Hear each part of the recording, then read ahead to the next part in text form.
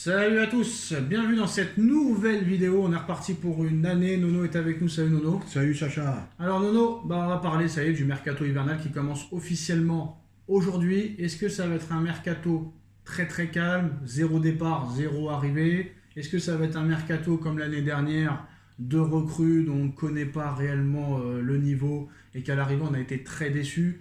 Deux joueurs de 22 millions l'année dernière, donc 44. Un joueur qui n'a jamais joué, qui ne joue même pas dans un club du bas de tableau de Ligue 1, et un autre qui n'a pas su confirmer, qui a été international brésilien mais avec une cascade de blessures. Ou est-ce que ça va être un mercato de folie comme on a pu voir en 2013 à l'époque avec les Alex, les Maxwell, les Thiago Motta? À quel genre, honnêtement, Nono, de mercato t'attends-tu de la part des dirigeants parisiens? Et deuxième question, quel mercato faudrait-il faire pour espérer faire quelque chose en Ligue des Champions? Ah bah mercato d'hiver, mercato de tous les dangers, comme tu viens de le rappeler, comment dirais-je, le couac de l'hiver dernier avec les deux Brésiliens, dont un qui n'est même pas titulaire à Reims. Voilà, donc faut faire très attention. Mercato, comme je le dis, de tous les dangers. Donc faut acheter bien, faut pas se tromper et bien cibler les joueurs que tu as besoin.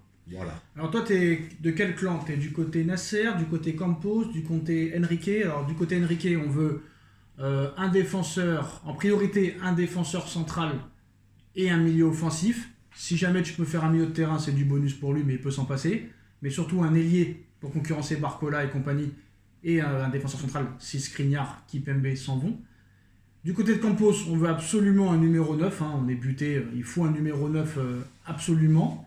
Et du côté de Nasser, on ne sait pas réellement ce qu'il veut, mais il voudrait. Mais qu'est-ce qu'il veut exactement, on ne sait pas. Eh ben moi je vais te le dire ce qu'il veut. Voilà, Nasser il veut absolument Osimhen et Enrique n'en veut pas.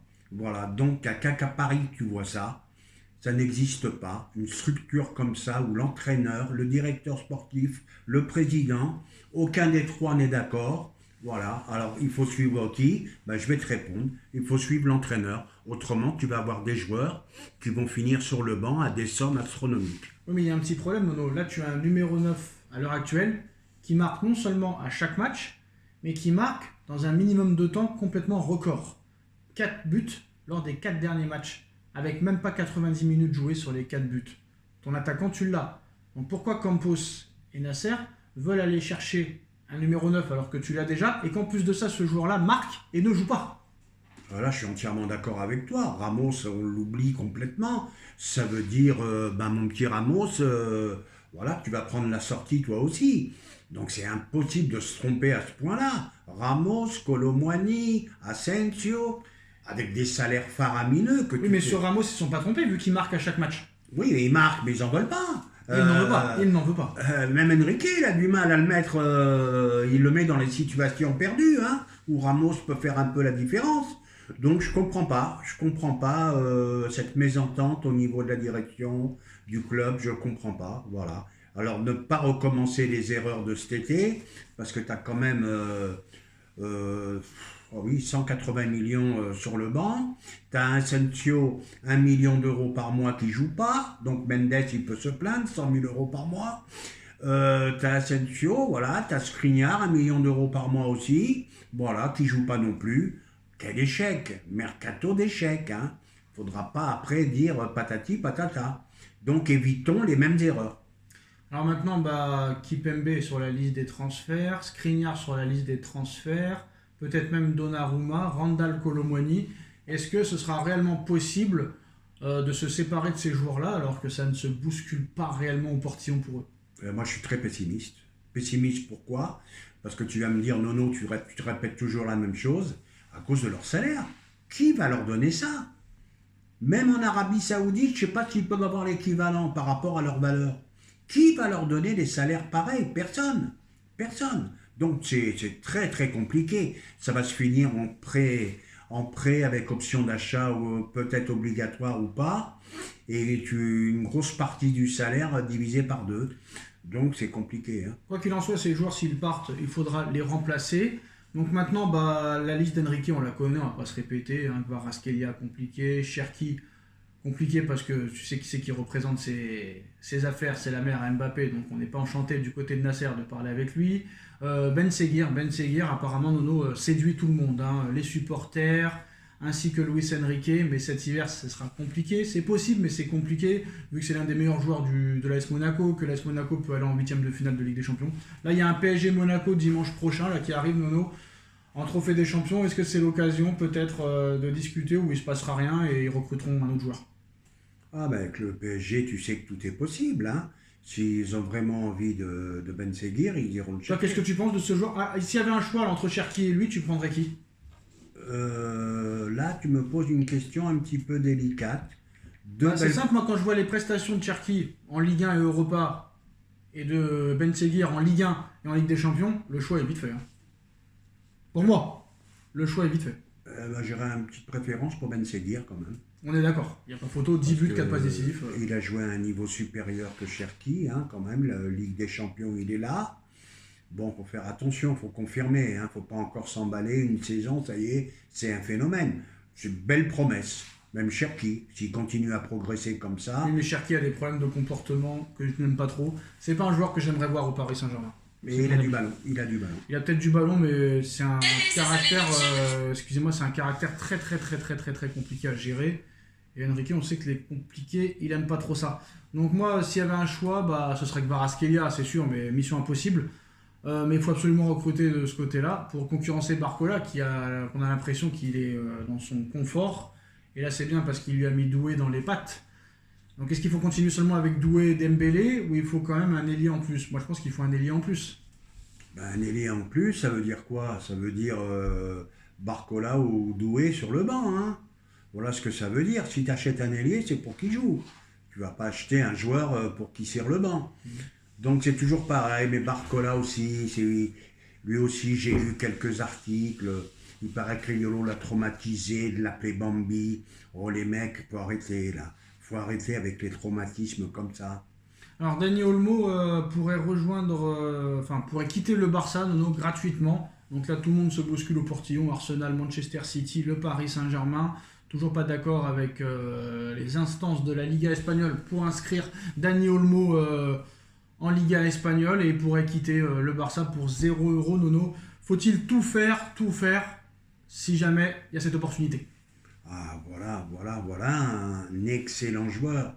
Aussi bien avec la sélection espagnole qu'avec son ancien club. C'est un très très bon joueur, Olmo. Il faut y aller en courant, il faut aller le chercher. Surtout dans des conditions comme ça, si le Barça n'arrive pas à l'homologuer. En plus, il connaît par cœur Enrique. Ils se connaissent par cœur. Il connaît Enrique, il connaît son système de jeu. Ah, celui-là, il faut y aller en courant, celui-là. En courant. Donc, toi, tu y crois à cette histoire où il va finir par quand même être inscrit? Mais ça fait quand même plus de 10 jours qu'ils essaient de l'inscrire. Et je suis désolé, c'est pas dans l'intérêt de la Liga de perdre des gros joueurs comme ça. En plus de ça, un Espagnol, champion d'Europe en titre. Et il a été acheté 55 millions quand même. Cadeau. Est-ce que il va finir, c'est du cinéma tout ça, il va finir par être inscrit? Ou est-ce que vraiment il y a danger et qu'il serait libre à partir d'aujourd'hui? Ah non, Tebas c'est un chien. Hein. Tebas c'est un chien. Hein. C'est lui qui fait le truc du fair play financier espagnol. C'est un chien. Et il s'en fout, Real de Madrid il s'en fout, Barcelone il s'en fout, il ne faut pas dépenser plus que ce que tu rapportes. Donc le Barça est en mauvaise posture. Alors c'est parti pour le Mercato Express, Nono, tu nous dis ton avis très rapidement. Alors Campos pourrait relancer la piste Vlahovic, mais il faut d'abord vendre Kolo Muani et Skriniar. Une alternative à Marquinhos est recherchée pour se renforcer à ce secteur.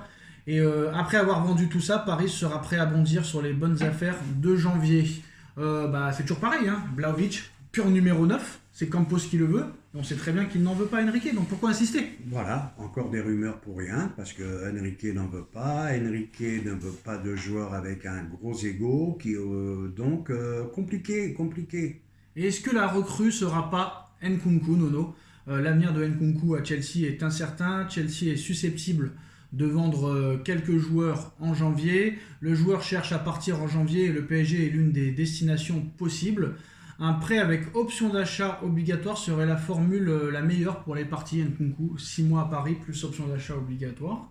On parle d'un échange aussi peut-être avec Kolo Muani, mais on ne sait pas, apparemment Chelsea n'est pas intéressé. Est-ce que Nkunku à Paris Tu dis oui ou tu dis non? Ah, ça serait intelligent. Très très bon joueur, Nkunku. Ça, c'est un joueur que kifferait Enrique, je pense. Un joueur qui aurait jamais dû partir de Paris d'ailleurs. Voilà, on se retrouve à racheter des joueurs qui nous appartenaient. Donc voilà, ben Nkunku, oui, oui, 100 fois oui. Alors la Juventus est prête à ouvrir des négociations pour Asensio, le profil plaît à Mota, un prêt avec option d'achat, toujours des prêts, donc voilà. Est-ce que Asensio vraiment ne peut pas être utile dans cette équipe? Est-ce que c'est un mauvais traitement qu'il subit ou il mérite sa place sur le banc? C'est pas un mauvais traitement, c'est un intermittent du spectacle. Voilà, il va te jouer un match sur 4, lui aussi. Depuis ses blessures depuis le Real Madrid, il s'en est jamais remis. C'est très dur, hein. C'est très dur de se remettre des grosses blessures, hein. Donc voilà, un intermittent du spectacle. Bon ben, tant mieux pour lui, 1 million d'euros par mois, je joue pas. Bah il y a eu un débat sur ça, très intéressant, sur Thomas Lemar, qui ne joue plus du tout à l'Atlético Madrid depuis 2 ans et qui touche un salaire énormissime à l'Atlético Madrid. Et bah là, cet hiver, ils veulent le vendre, mais lui, il a dit non, moi je reste. Hein. Je reste. Donc, bien sûr. footballeur, le meilleur métier du monde. Ça te rappelle personne? Oui, Ben Arfa. Ben Arfa et Lenny Kurzawa. Mais Ben Arfa, lui, ne jouait vraiment pas. Mais Kurzawa, il ne joue pas beaucoup non plus. Hein. Non, mais il touchait 15 millions par an, Ben Arfa au PSG. C'est énorme. C'est énorme, énormissime. Donc voilà, donc c'est compliqué. Monsieur Luis Campos rêve d'un numéro 9 XXL, que ce soit Osimhen, Gyökeres, Vlahovic. Enrique n'en veut pas. Donc je ne sais pas comment on peut bien travailler, Nono, quand on n'est pas en accord avec son directeur sportif ou son entraîneur. Eh ben là, voilà, on revient au début de ce qu'on a dit. Donc, il n'y a qu'à Paris que tu vois ça. C'est impossible de bien recruter quand les deux ne sont pas d'accord. Et qu'est-ce que tu as pensé, Nono, des propos de Mbappé qui disait qu'il n'a pas aimé l'année 2022 avec le PSG, qu'en plus de ça, lui, il a éliminé le Real Madrid. On ne sait pas si c'est vraiment de l'humour, la vérité, mais on sent encore un petit pic envers le Paris Saint-Germain. Je sais pas si tu as vu un petit peu ça. Ben, il a perdu l'occasion de se taire. Moi, je te dis la vérité, je ne peux plus le supporter.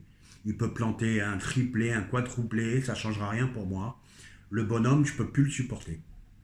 Et ben voilà les postos, c'est la fin de cette vidéo. Dites-moi en commentaire ce que vous en pensez. On like, on partage, on commente, on s'abonne. Et on se retrouve très vite pour une nouvelle vidéo. Merci Nono, merci à tous. Merci Sacha.